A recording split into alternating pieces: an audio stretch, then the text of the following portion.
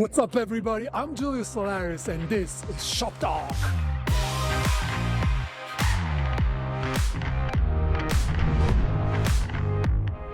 You know, I talk about Shoptalk a lot, and it's just a great event because it puts together all the elements that make an event successful today. The big bays, the meetups, we'll look into those in a second, but then the action, the booths. There's no event that has this level of sophistication for B2B booths and activations.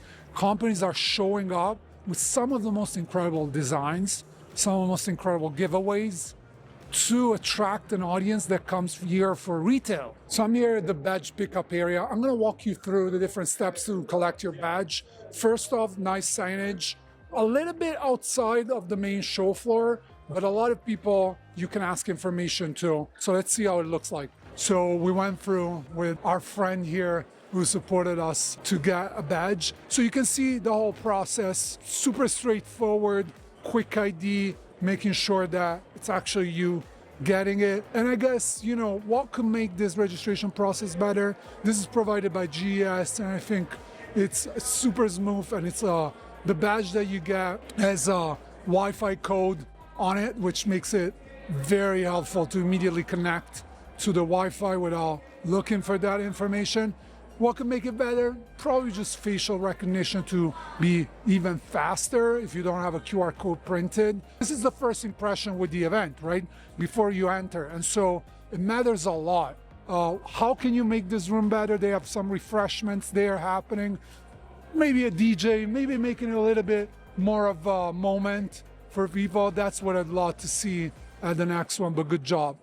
So this is the main entrance to the show, and Shoptalk does always a great job to create an atmosphere of anticipation where you're getting in. After the badge pickup, they're dimming the lights, they're creating an atmosphere, they're creating massive signage where you feel that you're going to experience something new and different. This is so needed in B2B events to get out of the office routine and do not feel like you're just having another day at the office with your team. So this is a great way to create an experience.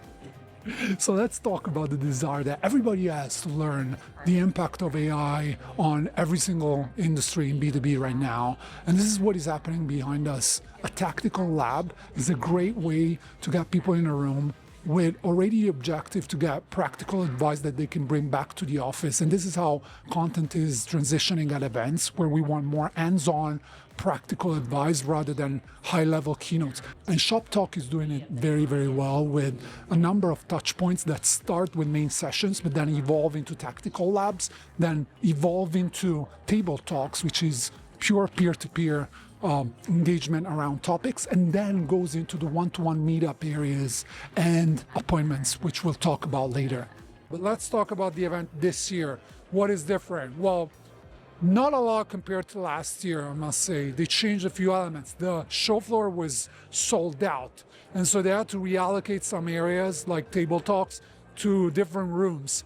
The main sessions are still happening upstairs with the big introduction, the announcement for the show, the celebration of the 10 years anniversary. But then you go downstairs in the hall, and that's where they created what we call the Main Street model, right? They're being the pioneers of this approach where all the action is happening on the show floor. 4 different content areas, all the different thematic placement of booths and companies next to them, and so you can immediately find your relevant theme and product. A startup area with little pods where you can discover what's new. Obviously, the theme of this year is retail in the age of AI, which is a theme that is a little bit polarizing, and you gotta be careful with picking AI theme, because first off, everybody's talking about AI. It can alienate the people that are looking for something else, but obviously everybody's building agents, and so it's important to have it at least once in your event portfolio. Other things that I noticed, the placement of delight and surprise type of opportunities with a huge food court, champagne, nitro sorbet made with liquid nitrogen. And so there's a lot happening all around. The vibe is super high. Everybody's excited. Everybody's trying to capture attention in a smart and clever way. The level of booths this year, way more sophisticated. So I'm here at the Swag store. It is my belief that any event selling a ticket for more than $2,000 needs to have a Swag store of some sort, whether it's a user conference or an own event. Look at the line of people trying to get in. This is also a creative way of putting together a lot of sponsorship. A lot of these items are sponsored and valuable items that are from food to tote bags, you name it.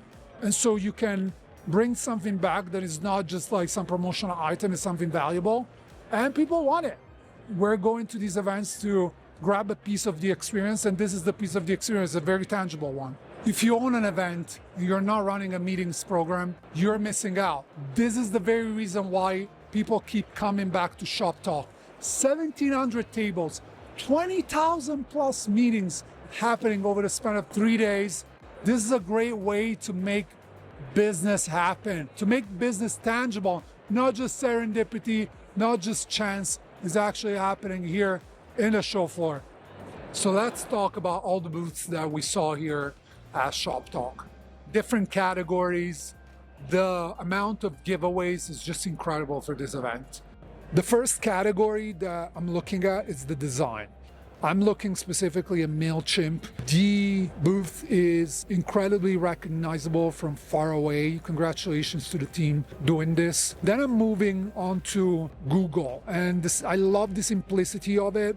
I love how neat it is, and it creates almost like a welcoming area where people can just chat and interact with each other. Very well designed. You can tell the brand is living throughout. Then I love the Profound booth from a design perspective. First off, it's a double-decker with some meeting space upstairs, but the overall look and feel is just so well done. They have a DJ, they're giving away caps. Loved it. Then we're moving into the more experiential type of booths.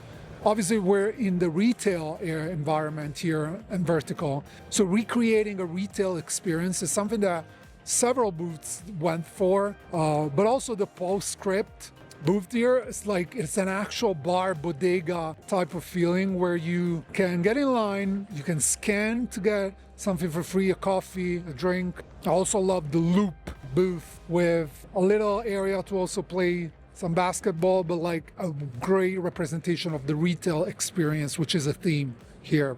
Then we're looking at giveaways. As I mentioned to you, the giveaway game so strong here, and they're stepping it up at every corner. The ones that were the most successful, definitely the Attentive custom bag. They had a line that went on for hours at some stage. People going all around the booth to get a custom engraved bag. Or next door, Mercury did something similar with a custom laser water bottle.